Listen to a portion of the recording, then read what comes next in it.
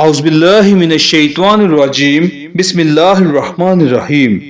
حضرت ابو بکر صدیق رضی اللہ تعالی عنہ ایک روز چلتے پھرتے مدینہ میں یہودیوں کے محلے میں پہنچ گئے۔ وہاں ایک بڑی تعداد میں یہودی جمع تھے۔ اس روز یہودیوں کا بہت بڑا عالم فناس اس اجتماع میں آیا تھا۔ حضرت ابو بکر صدیق رضی اللہ تعالی عنہ نے فناس سے کہا، اے فناس، اللہ سے ڈر اور اسلام قبول کر۔ اللہ کی قسم تو خوب جانتا ہے کہ محمد صلی اللہ علیہ وآلہ وسلم اللہ کے رسول ہیں اور وہ اللہ کی طرف سے حق لے کر آئے ہیں، اور تم یہ بات اپنی تورات اور انجیل میں لکھی ہوئی پاتے ہو۔ اس پر فناس کہنے لگا، وہ اللہ جو فقیر ہے، بندوں سے قرض مانگتا ہے، اور ہم تو غنی ہیں۔ غرض فناس نے یہ جو مذاق کیا تو قرآن کی آیت کا مذاق اڑایا۔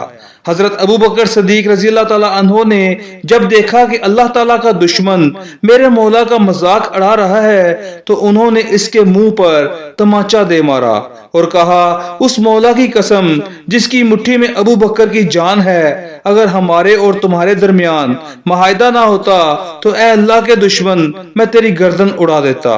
فناس دربار رسالت میں آ گیا اور معاملہ نبی کریم صلی اللہ علیہ وآلہ وسلم کی خدمت میں لے آیا۔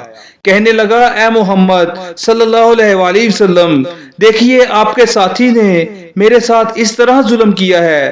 رسول اللہ صلی اللہ علیہ وآلہ وسلم نے حضرت ابو بکر صدیق رضی اللہ تعالی عنہ سے پوچھا، آپ نے کس وجہ سے اس کو تھپڑ مارا؟ تو حضرت ابو بکر صدیق نے عرض کیا، اے اللہ کے رسول، اس اللہ کے دشمن نے بڑا بھاری کلمہ بولا۔ اس نے کہا کہ اللہ فقیر ہے اور ہم لوگ غنی ہیں۔ اس نے یہ کہا اور مجھے اللہ کے لیے غصہ آ گیا، چنانچہ میں نے اس کا منہ پیٹ ڈالا۔